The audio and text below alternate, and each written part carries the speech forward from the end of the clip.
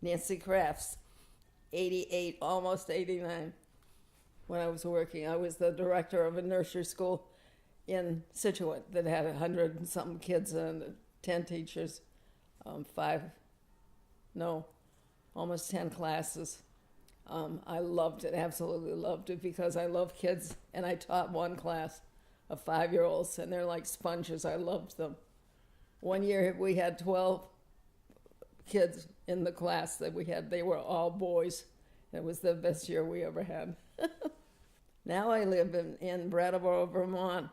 I was living in Situate. We built the house when we were first married in 1950, and it was a little brown cape, and we had the 3 kids. It was a wonderful place to grow up, but then eventually it got so that I needed a little bit more everyday help. So I came up to Brattleboro, where Kathy, my daughter, lives, and her son Griffin is a architect, and he built a 2-car garage, and over the 2-car garage is a handicapped accessible unit for me to be in, with an absolutely spectacular view of the mountains in Vermont. I love it, and so I have my own space, but I'm right next to them, and I now have around the clock caregivers that come in daily. I've had 2 cancers, 2 separate cancers. One in 2000 was colon cancer. That was pretty bad, and eventually I had to have an operation. Well, I had an operation on the colon. They took a lot of the colon out, and then I've had to have, I don't know what to call it, a unit to take care of my bowels.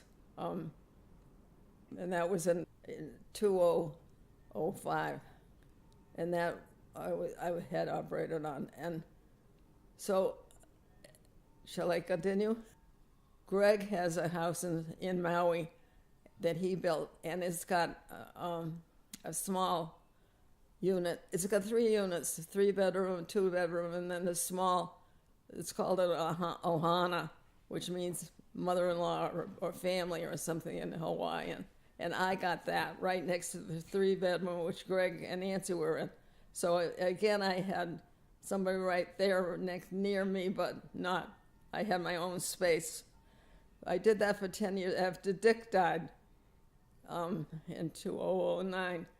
And then for 10 years, every winter, I would go to Hawaii and stay in that ohana. And toward the end, Rhonda, who was one of my top caregivers, I took her with me to Hawaii, which she loved. She loves turtles, and this had a slew of turtles. We once saw 44 huge ones at one time. We had a great time.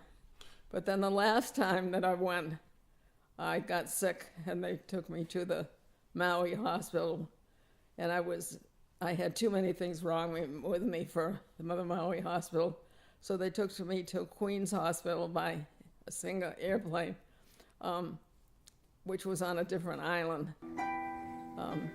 And that was a great place. And I had an operation there to clean out my whole bowel system, at which point I could then eat anything I wanted to.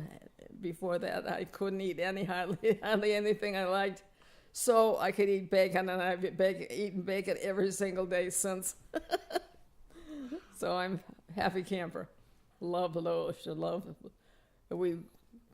My kids, we had a boat. My kids grew up with boats and beaches, and we had a great life. Well, in the first place, I have had an amazing family all my life. My parents were wonderful parents, wonderful, and my 3 kids are wonderful to me. I don't know what people do at my age without kids, but I've got Greg, Kathy, and Debbie, and they all are watching out for me, and I'm still having a wonderful life because of them. My childhood was wonderful. I lived on a farm, and there were all kinds of animals and gardens. We did victory gardens because when I was a kid, it was during World War II, and people did victory gardens. But I also had a pony cart that I could take out, go around a Situate with. I've had an idyllic life the whole life. I couldn't pick the time because I loved my job, loved it, loved my husband, loved my kids. It's just been a perfect life. I don't know. I have not ever gotten into any of the drug issue. Just stay the heck away from them because I've seen it wreck people's families. For the most part, I tell them not to vote for Trump. I don't know what's going to happen there. The politics seem to be very different in this day and age than it ever was. And a lot of it's because of him. I can't imagine him being the president of the United States. I really liked all of them. Even if I didn't like their politics, they were presidents. Acted like presidents, looked like presidents, and took care of the country. I was a born Republican. Now I think I'm a Democrat, mostly because of Trump. I don't know what I tell people other than don't vote for him.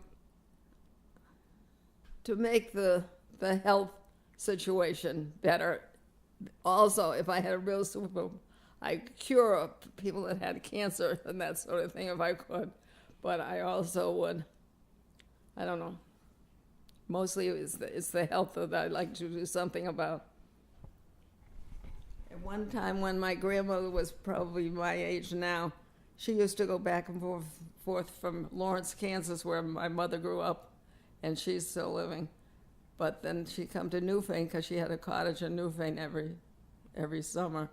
And Kansas is very hot in the summertime.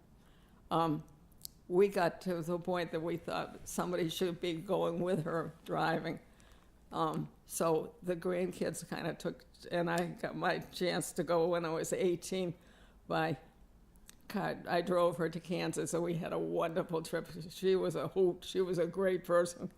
But at one point, I wanted to go see a friend of mine that was going to Miami University in Oxford, Ohio, and that wasn't too far off our route. So we did stop to see her, and we were going back on the main roads.